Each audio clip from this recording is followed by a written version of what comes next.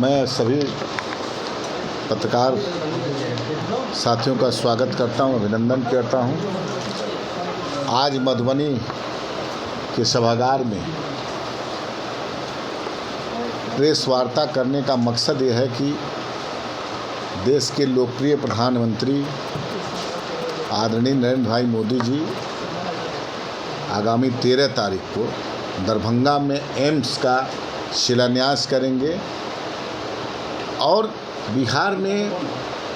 बहुत सारी परियोजनाएं, रोड, बड़े बड़े रोड और कई सारे पुल का उद्घाटन करेंगे और कुछ रोड का शिलान्यास भी करेंगे। तो निश्चित रूप से मधुबनी, दरभंगा, सहरसा, मतलब मिथिलांचल से लेकर के आप समस्तीपुर हुआ, चाहे उधर सीतामढ़ी,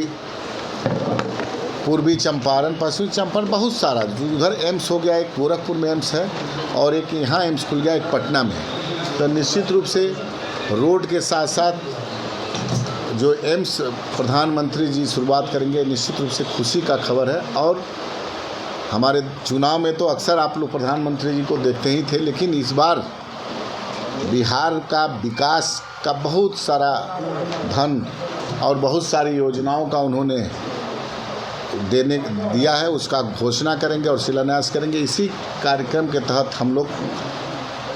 कल मुजफ्फरपुर में थे, दरभंगा में रात्रि विश्राम किया और पूरा एनडीए एकजुट है। उसमें हमारे नेता आदरणीय चिराग पासवान जी, बिहार के मुख्यमंत्री नीतीश कुमार जी और सभी एनडीए घटक दल के 5 जो महत्वपूर्ण दल हैं, सब लोग रहेंगे, सब नेता रहेंगे। प्रधानमंत्री मोदी जी का स्वागत करेंगे, अभिनंदन करेंगे और निश्चित रूप से इस क्षेत्र के लिए बहुत बड़ी सौगात है एम्स। और हमने 2-3 दिन भ्रमण के दरमियान हमारे जो अध्यक्ष हैं, सांगठनिक 2 अध्यक्ष हैं, यहाँ पर अनुपम राजा जी हैं, हमारे मधुबनी के झंझारपुर के हमारे संतोष पासवान जी हैं, हमारे प्रभारी संजय पासवान जी हैं, हमारे राष्ट्रीय महासचिव शहनवाज कैफी जी हैं, गुरुदेव पासवान जी हैं और हमारे सभी जिला के सभी हमारे प्रखंड अध्यक्ष हैं, अभी हमारे जिला के सभी प्रकोष्ठ के भी अध्यक्ष हैं, सभी सम्मानित हैं। तो निश्चित रूप से लोगों में बहुत खुशी है और प्रधानमंत्री जी का हम लोग अभिनंदन करेंगे। हम लोग कार्यकर्ता, हमारे सब लोग, हम लोग आपस में मीटिंग कर रहे हैं कि ज़्यादा से ज़्यादा संख्या में हम लोग जा करके प्रधानमंत्री का स्वागत करेंगे, अभिनंदन करेंगे। क्योंकि दरभंगा और मधुबनी क्षेत्र के लिए विशेषकर यहाँ पर बहुत बड़ा लाभ होगा, स्वास्थ्य लाभ होगा और बिहार को तो बहुत सारी योजनाएं मिलेंगी, लेकिन विशेषकर यहाँ बहुत लाभ होगा। इसी सिलसिले में हम अपने राष्ट्रीय अध्यक्ष आदरणीय चिराग पासवान जी के निर्देश पर लगातार यहाँ 13 तक रहेंगे। अब सभी साथी हम लोग अब हर जगह हम लोग अपना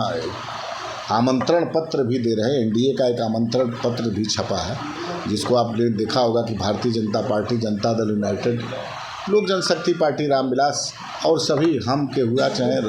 राष्ट्रीय लोक मोर्चा के जो भी हमारे कार्यकर्ता हैं, नेता हैं, सब लोग पिछले कई दिन से इस कार्यक्रम को सफल बनाने में लगे हुए हैं। इसी सिलसिले में मधुबनी आने का हमको भी सौभाग्य प्राप्त हुआ है। कल हम यहाँ से के बाद समस्तीपुर रहेंगे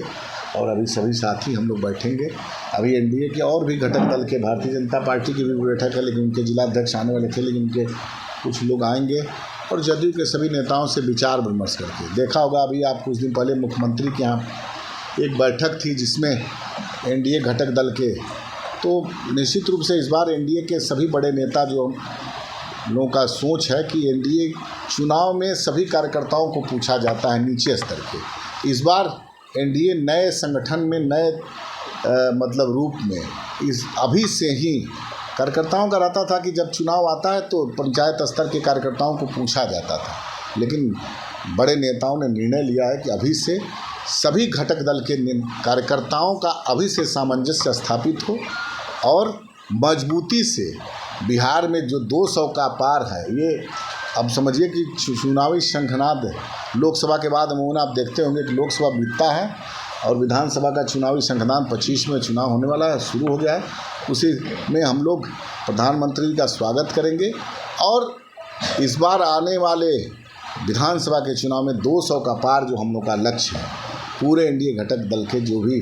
साथी चुनाव लड़ेंगे 200 के पार हम लोग उस टारगेट में जीतने का और सभी कार्यकर्ताओं में अभी से सामंजस्य स्थापित कर एक नया संदेश, एक नई धार, एक नई शक्ति के साथ एनडीए के कार्यकर्ता इस बार चुनाव में काम करेंगे। यही मेरी बात है। अब आगे आप लोगों को जो पूछना है कुछ पूछ सकते हैं। झंझारपुर लोकसभा रेलखंड जो विगत जो है 17 सितंबर को जो चालू होना था, तो शायद कयास लगाई जा रही है कि वो जो है आपका एकदम हमको लगता है आप कल देखेंगे बहुत सारी योजनाएं हैं। मैं बोलूँगा तो लगभग बड़ा टाइम होगा। सहरसा में बहुत सारा रोड है पूरा, मतलब ये मत समझिए कि ये मधुबनी और दरभंगा का कई जगह का, जैसे सीता मैया से राम जानकी का है, बहुत सारा रोड है। आपको उस दिन आप लोगों को भी मैं आमंत्रित कर रहे हैं कि आइए, देश के प्रधानमंत्री जी अपने शब्दों में आप लोगों को बताएंगे कि बिहार को डेवलपमेंट में हर तरह से बहुत कुछ योजनाएं देंगे जिससे बिहार की जनता को बहुत लाभ होने जा रहा है। सर, ये मान लिया जाए कि 2025 की जो चुनावी तैयारियां हैं वो लोक जनशक्ति पार्टी रामविलास अभी से मतलब नहीं देखिए, ये मान लीजिए लोक जनशक्ति पार्टी रामविलास अभी से नहीं, जब नया दल हम लोग को लोक जनशक्ति पार्टी रामविलास और हेलीकॉप्टर का सिंबल मिला, तब से ही हम लोग लगातार, कई बार आप लोगों से मुखातिब भी हुए हैं, लगातार हम लोग काम कर रहे हैं। और उसका प्रतिफल ये था कि 100% स्ट्राइक रेट देने वाली अगर इकलौती देश में कोई पार्टी है तो लोक जनशक्ति पार्टी रामविलास है। चिराग पासवान के नेतृत्व में आपने देखा होगा, और वो भी हमारे जितने भी प्रत्याशी थे एक बड़े